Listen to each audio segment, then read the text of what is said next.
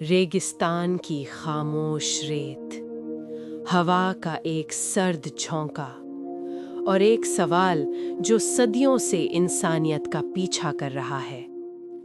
क्या ताकत, शान व शौकत और बुलंद महलात इंसान को अल्लाह के अजाब से बचा सकते हैं? वो कौम जो अपने वक्त की सबसे ताकतवर कौम थी, आज सिर्फ किस्सा क्यों बन गई? कौमे आद और उनका इबरतनाक अंजाम। कौमे आद का जिक्र कुरान मजीद में बार बार आता है। ये कोई अफसाना नहीं, ये कोई कहानी नहीं, ये अल्लाह की सुन्नत का अमली नमूना है।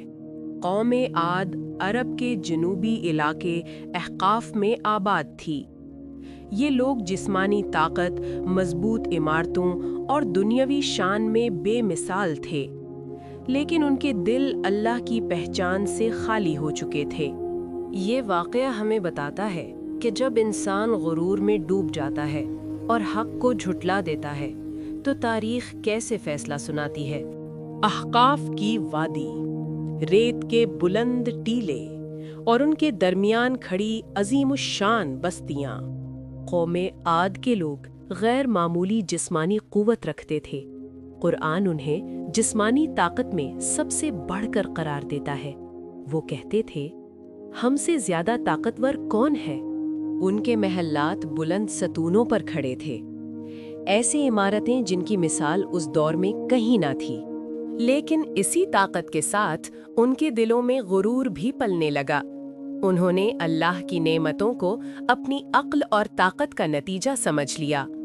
अल्लाह ने उनकी तरफ अपने नबी हजरत हूद अलैहिस्सलाम को भेजा। एक नर्म आवाज, एक सच्चा पैगाम और एक वाज़ेह दावत। ऐ मेरी कौम, सिर्फ अल्लाह की इबादत करो, उसके सिवा तुम्हारा कोई माबूद नहीं। हजरत हूद अलैहिस्सलाम ने उन्हें याद दिलाया कि ये ताकत, ये ज़मीन, ये नेमतें सब अल्लाह की अता हैं। लेकिन कौमे आद ने इनकार किया। उन्होंने कहा, क्या तुम हमें हमारे माबूदों से रोकने आए हो? तुम तो हम जैसे ही एक इंसान हो। हक का पैगाम उनके कानों तक पहुंचा, मगर दिलों तक न जा सका। इनकार सिर्फ ज़बान तक महदूद न रहा, तमस्खुर शुरू हो गया, तौहीन होने लगी। कौमे आद ने हजरत हूद अलैहिस्सलाम से कहा, अगर तुम सच्चे हो तो वो अजाब ले आओ जिसकी तुम हमें धमकी देते हो। ये वो लम्हा था जहां गुरूर अपने उरूज पर था, जहां इंसान अल्लाह को ललकारने लगा। हजरत हूद अलैहिस्सलाम ने वाज़ेह कर दिया, मैं तुम्हें खबरदार कर चुका, मेरा रब हर चीज पर गवाह है। उसके बाद वो फैसला कुन वक्त करीब आने लगा। आसमान पर बादल नमूदार हुए। कौमे आद खुश हो गई। उन्होंने कहा, ये बादल हमें बारिश देगा, हमारी जमीन सैराब हो जाएगी। लेकिन वो बादल रहमत नहीं थे, वो अजाब का आगाज थे। हवा चलना शुरू हुई, फिर तेज हुई, फिर तूफान बन गई। कुरान इसे सर्द और तबाहकुन हवा करार देता है। ये हवा 7 रातें और 8 दिन मुसलसल चलती रही। ताकतवर जिस्म रेत के जर्रों की तरह फिजा में उछाले जाने लगे। वो लम्हा जब ताकत बेमायनी हो गई। कौमे आद के अजीम महलात जमीन बोस हो गए।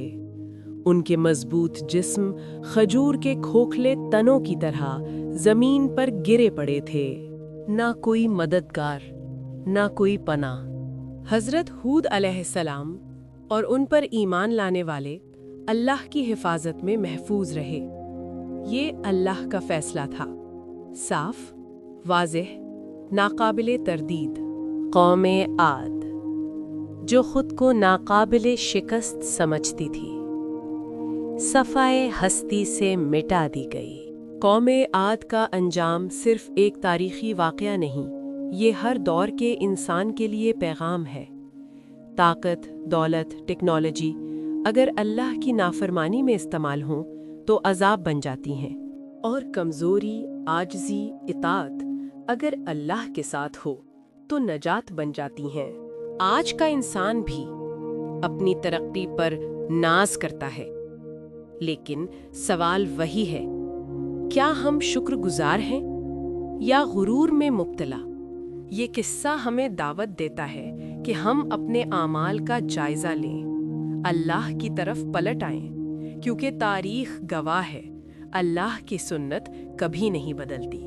اگر آپ ایسے ہی عبرت انگیز واقعات قرآن اور مستند اسلامی تاریخ کی روشنی میں سنجیدہ اور باوقار انداز میں سننا چاہتے ہیں تو ہمارے چینل کو سبسکرائب کریں۔